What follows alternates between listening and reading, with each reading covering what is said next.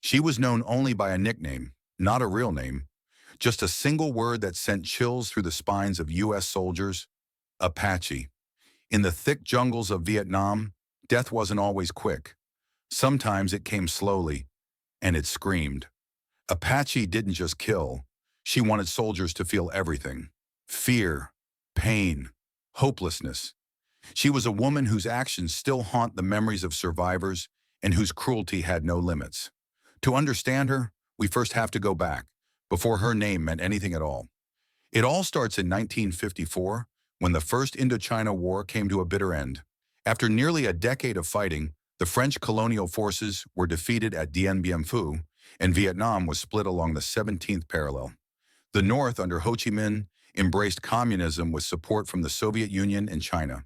The South, led by Ngo Dinh Diem, aligned with the West and received military and financial backing from the United States. From this fractured landscape rose the Viet Cong, a guerrilla army skilled in ambushes, sabotage, and psychological terror. It was within their ranks that Apache gained her reputation. Unlike male commanders who appeared in official reports, Apache lived in the shadows.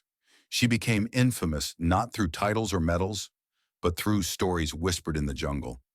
Stories that struck fear into the hearts of men who faced her. Accounts from U.S. soldiers painted her as merciless. She wasn't interested in quick kills.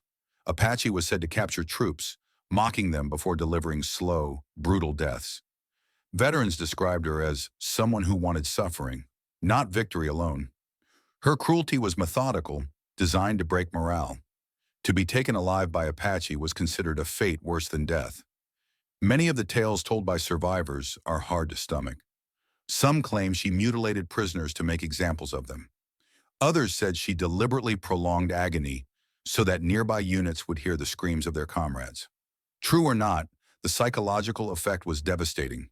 Soldiers heading into the jungle weren't just afraid of the Viet Cong, they were haunted by the possibility of falling into Apache's hands. Her infamy also had a powerful effect on the battlefield. Fear spread faster than bullets. Even men who never encountered her directly swore they felt her presence. She became less a person and more a specter, the embodiment of the terror of guerrilla warfare. But her reign of fear eventually came to an end. In 1966, during fighting near Chu Lai, Apache was killed by Marine Sniper Sergeant Carlos Hathcock, a man who would himself become a legend.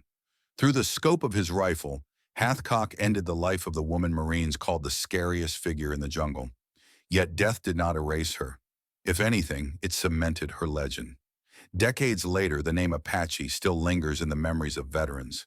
Some debate the accuracy of every gruesome tale, but the consistency of the stories, the fear, the cruelty, the pain, leaves little doubt that her presence was real and unforgettable.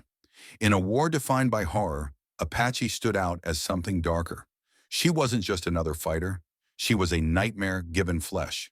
To the men who served in Vietnam, she remains the scariest woman of the war, a reminder that sometimes the most terrifying enemy is the one who enjoys the fear she creates.